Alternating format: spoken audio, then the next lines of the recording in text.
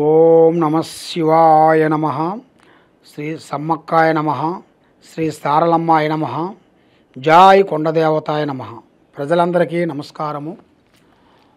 2025 July మాసం వృషభ రాశి ఫలితాలు. ఈ వృషభ రాశిలో ఉండవలసిన వాళ్ళందరికీ లక్ష్మీ యోగం, ధనప్రాప్తి యోగం, స్థానయోగం. స్థానయోగం అనగా ఇల్లు. ఇలా పేరు బలములో స్థానం అనేది ఒకటి, పేరైన స్థానము, పేరైన ఇల్లు కట్టాల్సిన యోగం అనేది ఉంది. కాబట్టి ఎన్నో రోజుల నుంచి ఇల్లు బాడిగింట్లో ఉంటూ, ఎన్నో రోజుల నుంచి బాధపడుతూ, మాకంటూ ఒక సొంత ఇల్లు కావాలని ఇలా మనసులో అనేది ఎన్నో రోజుల నుంచి ఉన్న కోరిక తీరే టైం వచ్చేసింది. మరి ఇలా పేరు బలములో స్థాన చలనం అనేది ఒకటి ఉంది, అంటే ఇల్లు కట్టుకుంటారు. మరి పెండింగ్ పనులు అతి తొందరగా మీకు విజయవంతమయ్యే మార్గాలు కనబడుతున్నాయి. మరి ఉద్యోగదారులకి, ఉద్యోగం చేయాలనుకునవలసిన వాళ్ళకి ఈ నెల 16వ తారీఖు నుంచి ప్రయత్నం చేయండి. 16వ తారీఖు టైంలో, ఆ టైము నుంచి మీరు ఉద్యోగ ప్రయత్నాలు చేసినట్టుగైతే మీకు అనుకున్న పనులు, చేసే కార్యక్రమాలు, అనుకున్న విజయాలు అనేది మీకు తప్పకుండా వర్తించే మార్గాలు కూడా చాలా వరకు కనబడుతున్నాయి. మరి మీ తల్లిగారి ఆరోగ్యం అనేది చాలా వరకు జాగ్రత్తగా చూసుకోవాలి. మీ తల్లి ఆరోగ్యం వలన కొంత సమస్యలు కొంచెం ఎదురయ్యే మార్గాలు కూడా కొన్ని కనబడుతున్నాయి. కాబట్టి మీ తల్లికి ఆరోగ్యాన్ని అనేది మీరు దాన్ని చూసుకోవాలి. మరి శత్రువులతో విజయం అనేది సాధించాల్సిన కళ అనేది కనబడుతుంది. కాబట్టి ఉద్యోగదారులకి ఈ నెలలో ఉద్యోగం చేయాల్సిన వాళ్ళకి కొన్ని మళ్ళా ఆ ఉద్యోగం కాకుండా మళ్ళీ ఇంకొక ఉద్యోగం, అంటే దాంట్లో కొంచెం డబ్బులు మనకి వచ్చే మార్గాలు ఉండేటివే. ఆ లక్ష్మి అనేది మనకు వచ్చే విధంగా వచ్చే సిచ్యువేషన్ కూడా రాబోతుంది. మరి వ్యాపారస్తులకి కొత్త కొత్త బిగినీసు ఈ నెల 16వ తారీఖు నుంచి మొదలు పెట్టండి. మరి వాళ్ళకి ఈ రాశిలో ఉండవలసిన వాళ్ళకి ఇనుములో కానీ, బట్టల బిగినీస్ కానీ, ఫుడ్ కానీ, ఈ 3 బిగినీసులలో చాలా వరకు ఈ వృషభ రాశిలో వాళ్ళకి చాలా వరకు కనబడుతుంది. మరి ఖర్చులు ఎక్కువగా కనబడుతున్నాయి. దుబారా ఖర్చులు పెట్టుకోవద్దండి. దుబారా ఖర్చుల వలన మీకు గతంలో మీరు ఇంతకుముందు ఒక స్థాయిగా మీరు నిలబడిన వాళ్ళు ఇప్పుడు అటు కాకోకుండా ఇటు కాకోకుండా మధ్యలో ఆగిపోయి ఉన్నారు. కాబట్టి మళ్ళా మీరు పై స్థాయికి మీరు రావాలనుకుంటే దుబారా ఖర్చులు కొంచెం తగ్గించండి. మరి మీరు చేయాల్సిన కార్యక్రమాలు కూడా కొంచెం జాగ్రత్తగా చూడండి. తొందరపాటు వల్ల మీకు కొన్ని సమస్యలు కొంచెం ఎదురయ్యే మార్గాలు కూడా కొన్ని కనపడుతున్నాయి. ఆ తొందరపాటుని మీరు కొంచెం తగ్గించుకోవాలి.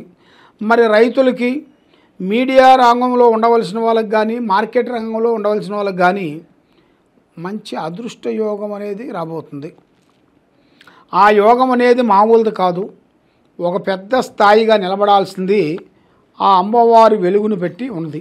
కొత్త అవకాశాలంటే కొత్త కొత్త పనులు, కొత్త కొత్త విధానాలు మనకి అతి దగ్గరలోనే కొన్ని ఎదురయ్యే మార్గాలు కూడా కొన్ని కనబడుతున్నాయి. మరి మీ పేరు గుర్తింపు రాబోతుంది. మరి ఏ కార్యక్రమం చేయాలనుకున్నా, ఏ పని చేస్తామనుకున్నా కూడా చేతికాడికి వస్తుంటుంది, చేజారిపోతుంటుంది. నమ్మిన వాళ్ళు, సాయం చేస్తానన్న వాళ్ళు, హెల్పింగ్ చేస్తానన్న వాళ్ళు ఎవరు మనకి హెల్పింగ్ చేయకోకుండా బంధుమిత్రులతో నరఘోష ఎక్కువగా కనబడుతుంది. ఆ నరఘోష వలన చేతికాడికి వచ్చిన పనులు చేజారే మార్గాలు కూడా చాలా వరకు ఉన్నాయి. మరి ఇప్పుడు మీ టయాలు ప్రకారంగా చూసుకుంటే, మీ జాతక యోగంలో చూస్తే ఈ గ్రహాల వల్ల మనసు రోజు రోజుకి తగ్గిపోతుంది. ఏ పని చేయాలన్నా కూడా చేయబుద్ధి కావద్దు. ఎందుకంటే మీ మీద ఉండాల్సిన ఈ గ్రహాలు అలాంటి.